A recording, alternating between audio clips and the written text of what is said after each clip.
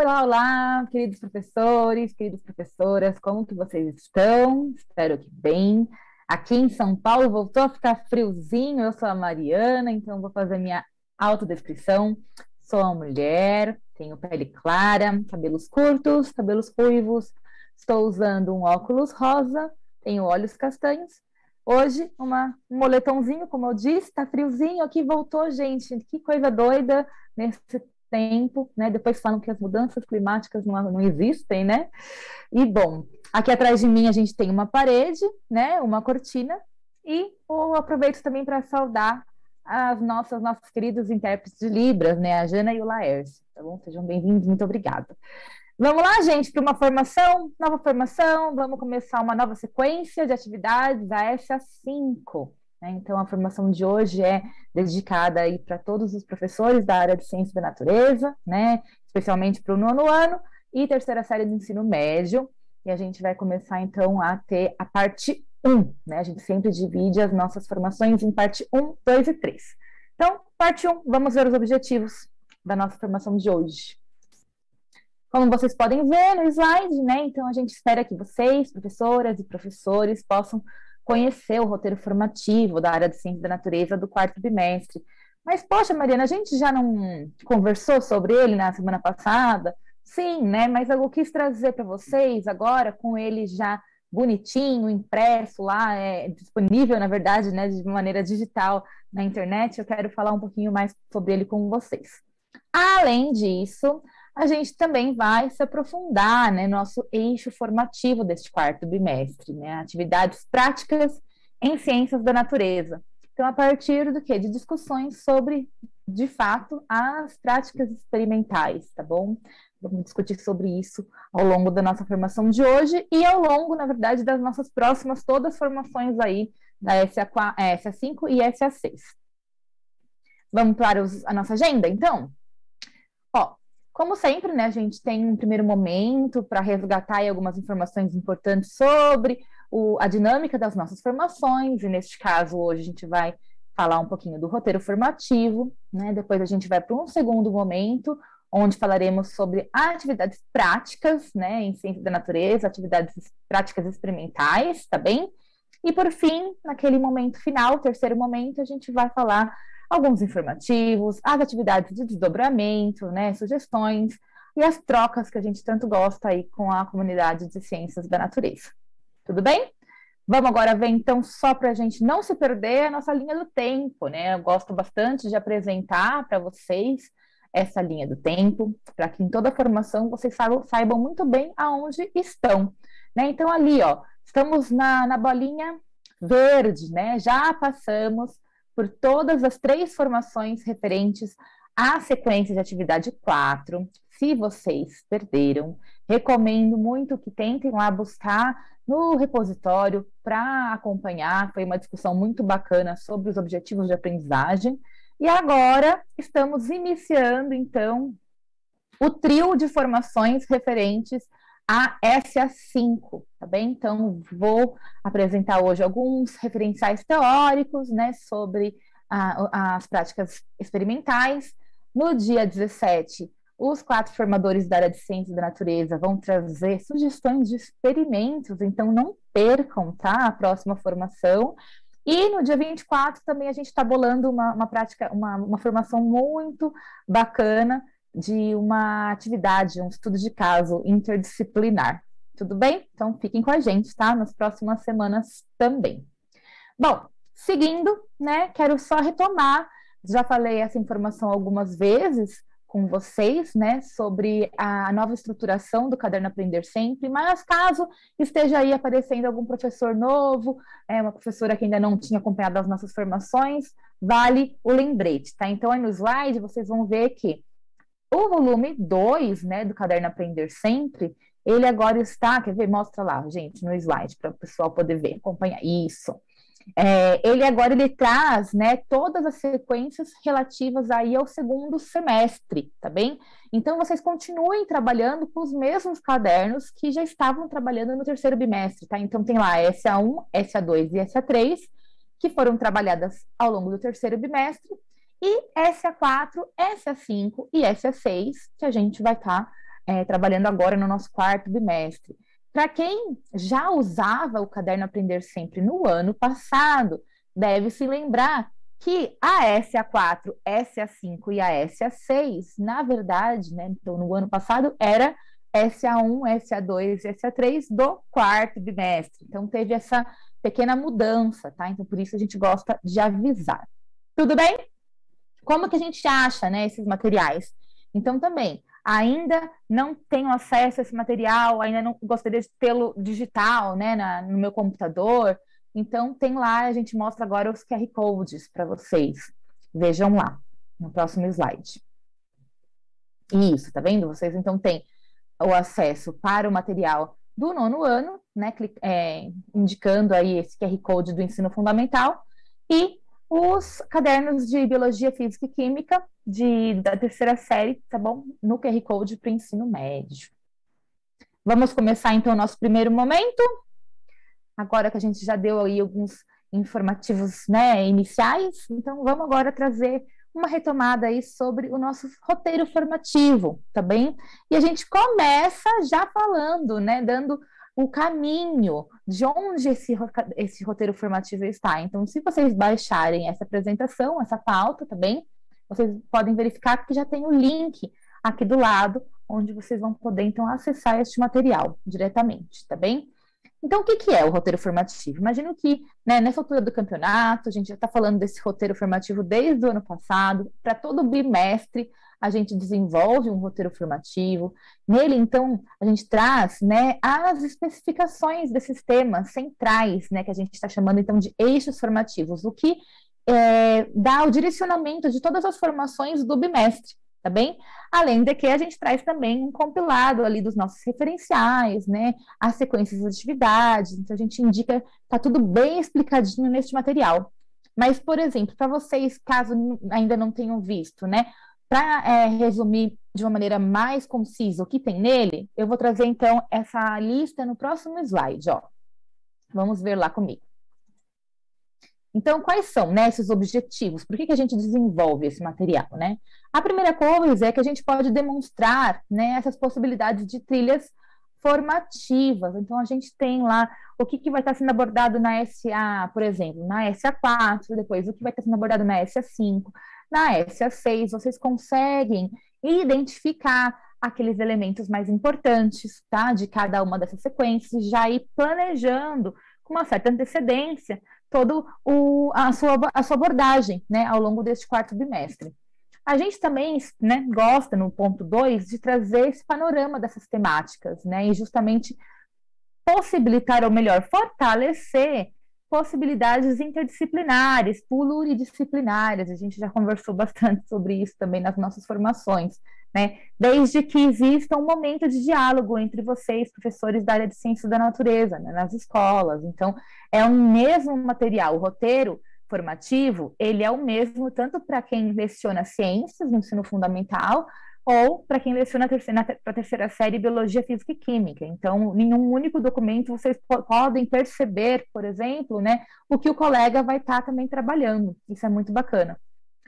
Bom, terceiro ponto, né, a gente também traz os objetivos de cada formação. A gente sempre tem, né, a gente leva, acho que é uma das partes mais difíceis, na verdade, quando a gente estrutura uma formação, e pensando justamente no caderno Aprender Sempre, é como a gente pode favorecer esse uso, né, facilitar e auxiliá-los de uma maneira melhor possível, né, a aplicação deste caderno com os seus estudantes. Então, a gente também pensa sempre quais os nossos objetivos enquanto formadores, né, para a gente poder aí facilitar e gerar formações interessantes e bacanas para vocês. Tudo isso está lá também neste documento, tá bem? E como quarto ponto, eu trago aqui também a questão dos referenciais teóricos. Vocês percebem, né? A gente segue um padrão. Na nossa parte 1, de cada uma das pautas, né, de cada uma das formações, a gente traz um pouco mais a gente explora alguns referenciais, né, que depois esses referenciais vão ser utilizados ou ter como base, né, as nossas discussões na parte 2, na parte 3.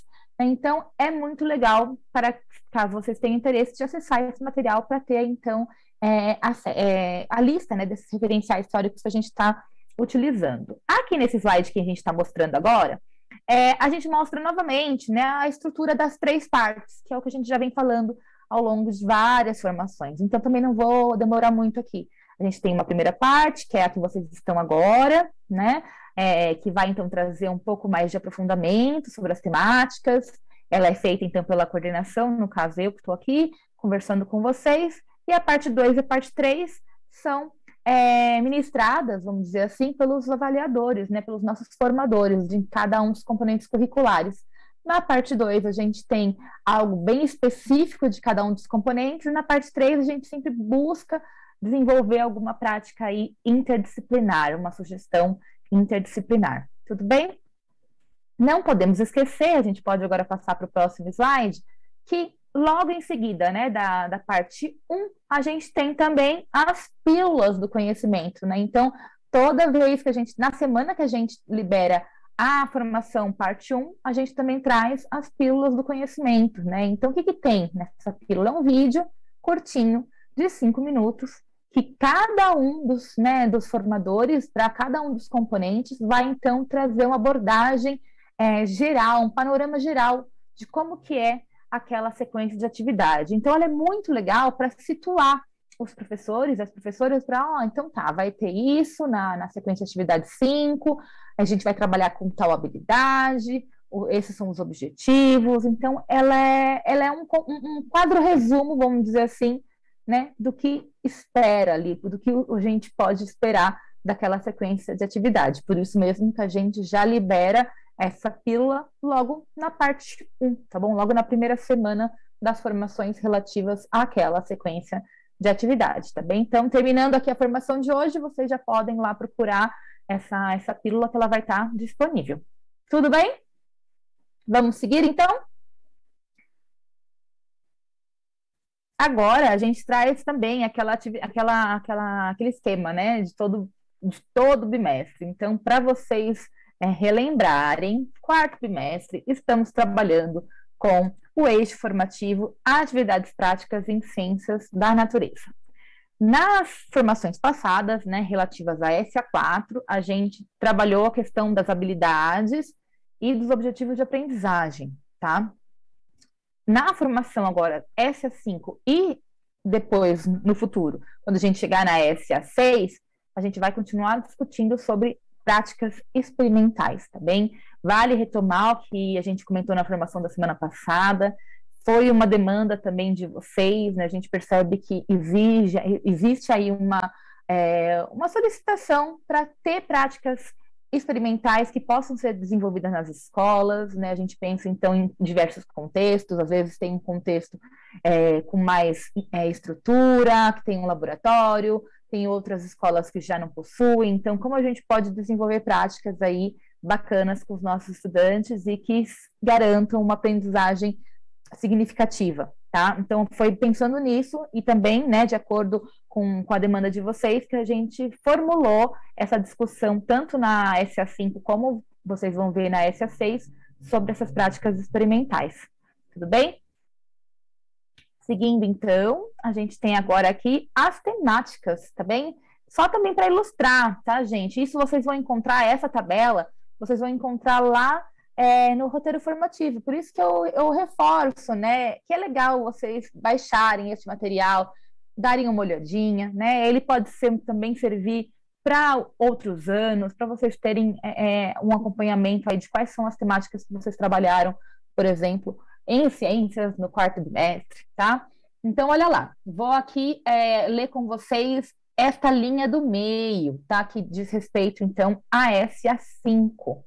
Vamos lá, olhar o que vai ser trabalhado? Então, ó, em ciências, para o 9º ano, a temática principal a ser trabalhada é galáxias e vida humana na Terra, tá bem? Essa é a temática da SA5 para ciências. Já em biologia, 3ª série do ensino médio, vamos trabalhar principalmente a questão do ser humano e o ambiente. Então, essas relações, né, ser humano e ambiente, que são tão importantes a gente discutir bastante com os estudantes. Lá em física, também para a 3ª série, a gente vai trabalhar com eletrônica e semicondutores, tá bem?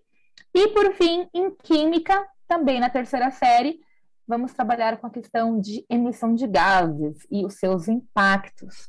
Então, bom, essas são as temáticas principais que serão abordadas, tá? Na SA5, e, portanto, as formações que a gente vai desenvolver agora, esta de hoje e as próximas duas, a gente vai estar trabalhando justamente com questões que estão aí perpassando, tá? Essas temáticas que eu acabei de mostrar para vocês. Tudo bem, gente? Então, espero que estejam acompanhando com a gente. Agora sim, vamos entrar no nosso segundo momento, né? Vamos começar a nos aprofundar um pouco mais nesses referenciais, vamos entender um pouco mais as diferenças entre práticas experimentais, tá bem? E eu espero muito que vocês nos deem o feedback, né? Vamos lá depois na comunidade, contar para a gente o que vocês acharam dessa formação, se querem se aprofundar mais, se querem sugerir algum outro referencial, tá bem? Fiquem aí super à vontade, a gente vai adorar receber os comentários de vocês. Bom, já falamos, né? O nosso roteiro formativo, a gente traz aquele primeiro slide só resumo, né? A gente está falando sobre atividades práticas, ensino de ciências da natureza, desculpa. A gente trabalhou toda a SA4 com a questão dos objetivos de aprendizagem, né? E aí ficou, às vezes, pode ter parecido, não entendi, por que a gente estava trabalhando objetivos, a taxonomia de Bloom, para agora a gente, de fato, entrar nas atividades práticas, né, nas atividades experimentais. E aí vocês vão perceber que a gente está desenvolvendo uma discussão, ou melhor, uma reflexão sobre como é importante a gente definir antes quais são os nossos objetivos pedagógicos para, de fato, depois desenvolver com os nossos estudantes uma prática experimental que tenha aí uma característica que você, professor, professora, deseja alcançar, tá bom? Em sala de aula. Por isso, então, a gente vai hoje nos aprofundar justamente nessa questão das práticas experimentais. Vamos começar, então, com o próximo slide, a ler aqui, eu vou pedir uma licença para ler com vocês, um trechinho de um trabalho de 1986, ele já faz um tempinho, né? Que justamente vai trazer um pouco dessa natureza da ciência, né? Como que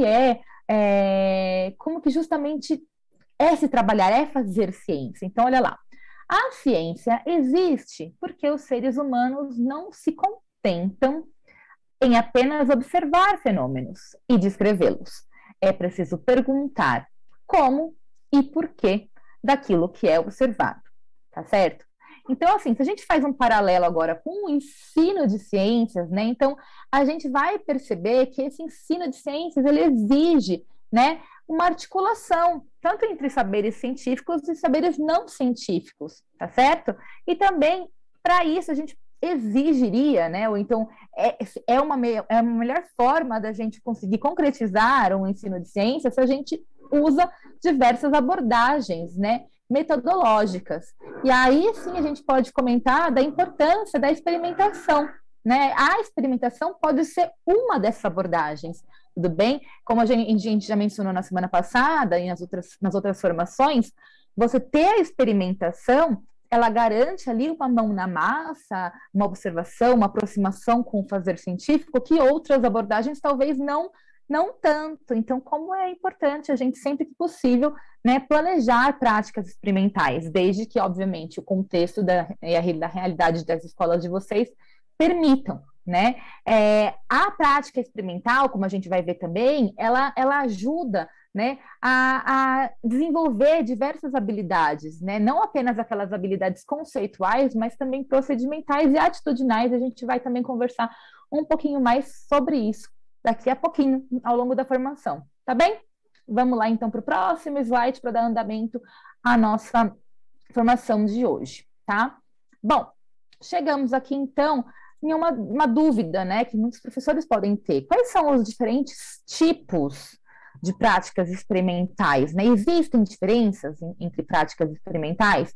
E aí a resposta é sim, né? E, na verdade, isso varia bastante, inclusive, dependendo do referencial que a gente utiliza, tá? Então, vão ter autores que vão trazer outras categorias que não essas que a gente está apresentando aqui. Mas, de uma maneira geral, né, a gente pode dizer que existe aí um certo alinhamento quando a gente pensa nesses três tipos, tá? Então, quais são? Primeiro, tá ali, ó, demonstrações práticas e ou experimentação show, tá? Tem alguns autores que usam um nome ou outro. O segundo é experimentação ilustrativa ou experimentação de verificação, tá? E, por fim, a gente tem a experimentação investigativa. E agora a gente vai, então, um a um, tentar trazer algumas características, né, vamos dizer assim, que representam cada uma desses três tipos. E é claro que, como eu mencionei, pode ser essa alternância, essa mudança entre uma e outra, essa linha de limite, ela é tênue, né? Então, pode sim ter uma prática que possua algumas características de práticas demonstrativas e, ao mesmo tempo, em algum outro momento, numa parte 2 da prática experimental, traga algum elemento mais de ilustrativa. Então, quer dizer, tá? É só para a gente entender as diferenças entre cada uma delas. Quando a gente fala de demonstrações práticas, a primeira coisa que vem na nossa cabeça é o professor fazendo essa prática, né? Demonstrando um experimento para os estudantes. E isso pode ser por diversos motivos. Pode ser, por exemplo, porque faltam materiais para que todos os estudantes participem. Ou falta infraestrutura, então é melhor fazer, ou até mesmo pode ser perigoso, é uma prática que pode ter algum risco, então o professor resolve ali trabalhar no lugar dos estudantes e os estudantes ficam ali numa posição de mais observadores. Tá? Quando a gente fala em experimentação show, pode acontecer, né, de a gente dar um foco aí para reações químicas que transformam, fazem uma mudança de cor, né? Ou então um reagente dá uma certa explosão, sai fogo, sai luz. Então, esse tipo de prática, que é muito bom para, por exemplo, motivar e chamar a atenção dos estudantes, ao mesmo tempo, também foge um pouco da questão, assim, da natureza da ciência, né? A gente acaba que muitas vezes não tem uma certa correspondência, não é uma correspondência real com o dia a dia da produção científica. Mas, como a gente está aqui, e acho que é importante reforçar, que todos os tipos de experimentação são interessantes, podem auxiliar na aprendizagem, não estamos aqui para julgar, falar assim, professor que só faz o tipo de demonstração prática, você está fazendo errado. Não, não é isso, tá bom? A ideia é que cada uma desses tipos de experimentação vão ter os seus objetivos. De novo, olha o link com o que a gente estava falando na semana passada, nas outras formações, né? Dependendo do objetivo que você quer desenvolver com o seu estudante, uma experimentação vai ser talvez mais importante, mais indicada do que outro, tudo bem? Então, fiquem tranquilos. Se eu fiz já uma vez um show de química e, poxa vida, a Mariana falou que não. É muito legal, tá, gente? Ajuda pra caramba, de verdade, na motivação dos estudantes, para eles verem os fenômenos, tá? E isso pode justamente ser um start para práticas mais aprofundadas, né? Para uma vontade maior em estudar aquele assunto. Então, tá bom? A ideia aqui é trazer só esse diferencial.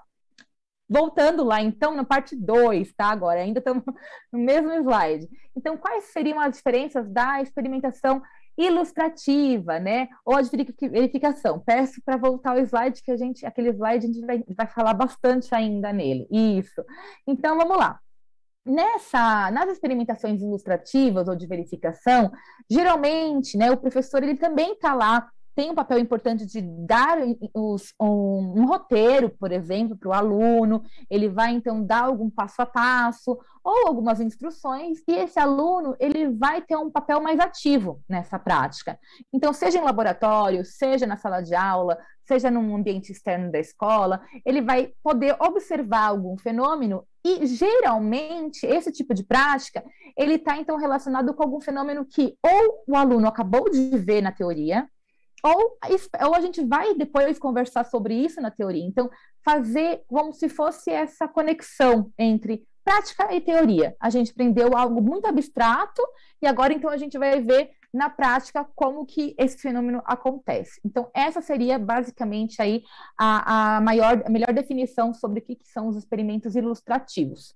Tudo bem? Agora sim, chegamos no último, no experimento investigativo, tá? E aí, assim, a gente já conversou sobre experimentação investigativa, sobre ensino por investigação, durante todo o segundo bimestre, né, deste ano. O nosso eixo formativo do segundo bimestre foi ensino por investigação. Então, vocês também já estão por dentro de qual que é essa discussão, né? Justamente trazer uma maior autonomia para esses estudantes, né? Possibilitar um processo mais genuíno, mais próximo da realidade, da construção de um conhecimento científico, onde vai ter observação, onde vai ter levantar hipóteses, né? Discutir, questionar, talvez pensar em formas de como coletar dados para a gente investigar um problema, né? Então sempre vai ter que ter obrigatoriamente uma questão a ser respondida. E aí a gente deixa então de ser, né, e nós, enquanto professores e professoras, a gente deixa de estar ali num papel, né, de trazer essa prática, de mostrar como a gente tem que, como os alunos têm que fazer, e, na verdade, deixa isso livre para os próprios estudantes que vão tentando ali, né, encontrar os seus caminhos, tá bem? Então, bom, essa basicamente são as diferenças entre as práticas. Como eu disse, volto a falar, todas as três, né, práticas experimentais são muito importantes e relevantes, e cada uma vai atender, então, a um objetivo pedagógico. Agora sim, vamos, então, entender, tentar responder esta questão, né? Qual experimentação, quais desses três tipos, então, escolher? Né? Então, volto, né, a mencionar que isso depende muito, né, de você, professor, professora, né? Isso depende muito de quais são o objetivo de você estar desenvolvendo aquela prática com o seu estudante, a sua intencionalidade, né? Quando a gente desenvolve qualquer aula que seja, a gente tem uma intenção por trás daquilo. Então, sim, se eu quiser realmente demonstrar alguma coisa simples ali na frente da sala de aula, então uma prática experimental demonstrativa já está de ótimo tamanho, já vai trazer um interesse ali dos estudantes, isso vai dar um início de uma aula, por exemplo, nossa, super bacana, super diferente, né? Agora, se eu quero também desenvolver mais, aproximar esse estudante de um fazer científico, né? Mostrar para ele como seria elaborar uma hipótese, talvez a experimentação investigativa seja mais adequada. Tá bem? Então, o que é importante é que exista justamente essa coerência, tá? Entre o contexto de vocês, né, e esses objetivos pedagógicos. Então, também, a gente sabe, de fato, que os contextos são muito diferentes, tá bem? Então, também não vão ficar super chateados, né? Poxa, na formação foi falado que era legal ir no laboratório, mas eu não tenho um laboratório aqui. A gente sabe que, infelizmente, as escolas muitas vezes não têm essa infraestrutura, né? Não tem vidraria, não tem reagente. São as dificuldades que a gente acaba enfrentando, né, em toda a rede. Então, aí, bom, o que a gente pode fazer? Não dá para fazer esse experimento, mas a gente consegue desenvolver um outro? Ou então, na SA5 talvez não dê, mas quem sabe na SA6 a gente consegue? Então, aqui, entendam essa nossa discussão sobre atividades, né, práticas, atividades experimentais, como pensando, extrapolando para todo o ano letivo, né? Se eu não consigo fazer com esse conteúdo, quem sabe num próximo? Então, a gente vai sempre tentando ajustar, né, nos administrar. Eu falo sempre que a gente, como professor, a gente tem aquele papel de estar com vários pratos, né, empilhados ali. A gente consegue fazer esse malabarismo, né? O ideal seria que a gente tivesse todas essas condições possíveis, né, e fáceis para a gente, mas enquanto isso não acontece, a gente dá o nosso máximo aí nos planejamentos e conversando com o professor da área, né, conversando com o professor de física, professor de química, nessas trocas muito ricas, às vezes a gente consegue expandir a nossa forma de pensar e pensar aí em práticas que às vezes, para mim, parecia ser muito difícil, mas com a ajuda de um colega, torna-se tudo mais fácil, tá bem? Bom, qual que é o papel, então, desse professor, quando a gente pensa, né, nessas práticas? É um professor possibilitador, é um professor orientador, é um professor, né, mediador, sempre que possível, tá bem? Tentar dar essa autonomia, então, para os nossos estudantes. Podemos dar andamento, então, para a nossa formação? Já conversamos sobre o papel do professor, né, e agora a gente vai trazer 11 itens, na verdade, né, de contribuições, que eu acho que eu tenho certeza que vocês sabem muito bem quais seriam essas contribuições das práticas experimentais. Então, vamos lá, ler um a um comigo aqui. Primeiro, motivar e despertar a atenção dos alunos. Isso é claro, né? Trata-se de uma aula diferente, né? Até mesmo, às vezes, uma própria ida para um outro espaço que não seja sala de aula já muda aí a participação dos estudantes, né? 2, desenvolver a capacidade de trabalhar em grupo. Isso também é muito importante. Lembra lá que eu falei que a gente também trabalha com conteúdos não apenas conceituais, mas procedimentais, atitudinais, né? Ponto 3, desenvolver a iniciativa pessoal e a tomada de decisão, né? 4, estimular a criatividade, né? 5, aprimorar a capacidade de observação e registro de informações, então, sempre importante, né? O que vocês estão vendo, né? Porque será que o outro, ou depois compartilhar com o outro grupo, será que as pessoas tiveram as mesmas percepções, né? Vamos registrar isso para não esquecer depois. Vamos lá, ponto 6. Aprender a analisar dados e propor hipóteses para os fenômenos, olha só. Então, aí a gente já começa a ter algumas características que estão mais alinhadas a algum tipo específico ali dos experimentos, né? Então, no caso, este está mais associado ao terceiro tipo, ao experimento investigativo.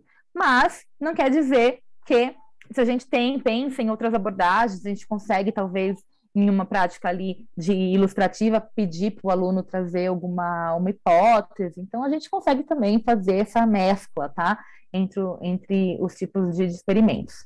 Seguindo, a gente tem o ponto 7, no próximo slide, isso, que é aprender conceitos científicos, óbvio, né? Se a gente não tivesse querendo também trabalhar conceitos, né, científicos, a gente não estaria desenvolvendo esse ensino de ciências, né? Então, é um ponto muito importante. 8, detectar e corrigir erros conceituais dos estudantes. Então, a gente também consegue fazer levantamento de concepções prévias, né? Pensar isso talvez antes do experimento, depois do experimento fazer uma nova rodada de discussão, e aí justamente a gente vai, né, alinhando esses conceitos, né? A gente vai lapidando essa construção, essa aprendizagem desses estudantes. No ponto 9, compreender a natureza da ciência e o papel do cientista em uma investigação. Está muito alinhado aí também com aquele ensino por investigação que a gente discutiu ao longo do segundo bimestre, né? Ponto 10º, penúltimo ponto, compreender as relações entre ciência, tecnologia e sociedade. E no ponto 11, aprimorar habilidades manipulativas, né? Quer dizer, mexer com coisas, mexer com vidraria, mexer com reagente, desde que, óbvio, não seja nada ali muito perigoso, né? Tenha atento. Mariana, mas toda vez que eu lá no laboratório me quebram, não sei, 300 estou exagerando, nossa senhora, me quebram 3 Becker, 2 tubos de ensaio, a gente já não tem muito material. E, infelizmente, né, gente, a gente está lidando com adolescentes, com jovens que são muito animados quando eles vão para o ambiente, né, de laboratório. Tem que tomar cuidado, é claro, né, são instrumentos cortantes, mas nada como o convívio, né, e criar-se uma cultura para aquilo. E isso leva tempo, e isso leva também muita disposição, e muitas vezes muitas batidas na cabeça. Eu falo, quando eu era professora, né, estava na sala de aula, que às vezes a gente fala, não dá mais para levar, porque, nossa, é muito difícil. Mas assim, aí passam uns dias, né, a gente vê os pontos positivos de levá-los e a gente tenta tudo de novo. E é isso. E com o tempo a gente vai construindo o quê? Essa cultura científica. Então, aí justamente o nosso último slide da discussão de hoje, né, dessa parte teórica, é uma referência muito legal. É um livrinho sobre ensino de ciências, né, da Trivelato e Silva, que vão falar dessa enculturação científica. O que eu quero dizer? Que, na verdade, eu não, né? O que essas autoras querem dizer? Olha lá esse trechinho. A aprendizagem de ciências pode ser considerada uma espécie de enculturação, pelo qual o estudante entra em contato com uma nova forma de ver os fenômenos e uma linguagem específica para explicá-los. Vocês já tinham pensado nessa questão de enxergar a ciência como uma cultura nova, que muitas vezes os estudantes nunca pensaram, nunca tiveram a oportunidade de de refletir muito sobre isso. Então, o que quer dizer, né? Essa enculturação, ela pode ser entendida justamente como uma imersão desses estudantes em uma nova cultura que até então eles não conheciam, né? E aí vai promover, então, acesso a, por exemplo, construção de conhecimentos, a essa linguagem específica dessa cultura. Por exemplo, né, não é de um dia para o outro que as crianças, né, a gente aprende sobre a nossa própria cultura, né? Que a gente vai aprender os valores dessa nossa sociedade, né? Então, as gírias que a gente usa, dos grupos sociais que a gente está aqui ao nosso entorno. Com a ciência, é um paralelo, o que essas autoras fazem é um paralelo quase que nesse sentido. Então, a gente precisa de um tempo, então a gente precisa de uma primeira oportunidade para levar esses estudantes a desenvolverem práticas experimentais, talvez não saia da forma como a gente previa, né? A gente cria altas expectativas muitas vezes, né? Então, às vezes, baixar um pouco essas expectativas, foi uma discussão que eu tive também com outros professores recentemente, ajuda, né? Porque aí a gente vai num primeiro momento, algumas coisas deram certo, a gente remodela essa prática, a gente vai num segundo momento, e aí eles vão vendo, poxa, no laboratório é um outro ambiente, por exemplo. Eu estou sempre trazendo o exemplo do laboratório, mas a gente pode pensar de uma maneira geral nas aulas de ciências, né? Então, a gente não pode sair correndo, porque aqui tem materiais perigosos, né? A gente pode se machucar, e isso tudo depende de um contrato, né? Aqueles contratos que a gente faz com os nossos estudantes. Isso depende de uma paciência também, de práticas diferentes, né? Então, às vezes, vamos fazer só uma visita nesse espaço, vamos conhecer como que é. Hoje é só isso, e volta para a sala de aula, né? Ou então, vamos desenvolver uma prática lá fora, pega um dia que está bonito e vamos começar.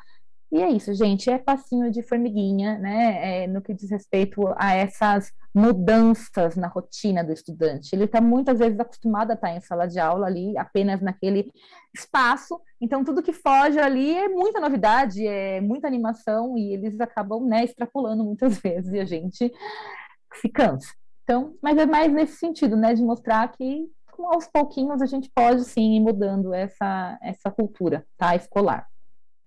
Tudo bem, gente? Espero que tenham curtido aí essas discussões, espero que tenham feito vocês também refletirem um pouquinho. Com certeza, ao elaborar essas formações, né, a equipe toda, a gente pensa muito sobre as nossas próprias práticas, como a gente pode sempre também aprimorar, né? Vamos, então, agora para o nosso terceiro momento, né, já entrando aí no finalzinho, na reta final da nossa formação. Primeiro a gente traz, então, para começar, o link do Drive, né? Então, lembra lá do comecinho da formação que eu trouxe o link específico para o roteiro formativo? Ai, perdi, Mariana, não consegui pegar. Então, olha, aqui, neste outro link que a gente está disponibilizando, ele é um Drive com mais materiais. Na verdade, eu até acho que esse link, se tiver que gravar algum, esse é o mais legal, porque lá dentro do Drive vocês vão acessar tanto o roteiro formativo, vão ter as orientações para o desdobramento, né? A gente sempre está frisando isso. Se os coordenadores das escolas de vocês ainda não tiveram acesso, mostrem isso para eles, isso pode ajudar muito aí a desenvolver esses desdobramentos de uma maneira mais colaborativa entre os participantes de ciências da natureza. O cronograma integrado, né? Tem os links também das formações, então pode ajudá-los. É um grande repositório aqui, que é um formato de Drive, tá? Então tá aí o link. Bom, além disso, né, volto a mencionar que hoje é dia de pílula do conhecimento. Então, no próximo slide, novamente, eu trouxe o mesmo slide que a gente já conversou, só para lembrá-los de que, ao término dessa formação, vocês poderão acessar as pílulas, tá? São 4, um para cada componente curricular, tá bem? E como sugestão de desdobramento, né, quando vocês forem, então, se tiverem esse espaço, e eu espero que sim, para dialogar entre os pares, né, nas escolas de vocês, primeiro, a gente indica que vocês assistam cada um a pílula do respectivo componente. Mas isso é 5 minutinhos, vocês conseguem já assistir, tá? E depois pensar em explorar essa S5, a sequência de atividade 5, pensando aí, vendo quais são as possibilidades de práticas experimentais que o próprio caderno traz.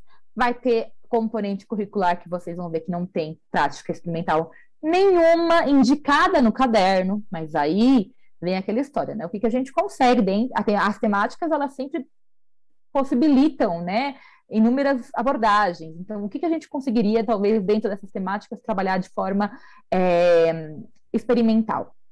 E quando também a gente tiver, se vocês tiverem essa oportunidade, a gente pensa nessa reuniãozinha entre os componentes curriculares, né, da área de ciências da natureza, pensando, poxa, ó, no de química não vai trabalhar nenhuma prática experimental, mas física tem, e aí, poxa, se você quiser, professor de química, trabalhar comigo, acho que vai ser uma boa oportunidade. Então, quem sabe aí gerar esse momento de planejamento coletivo para alguma prática.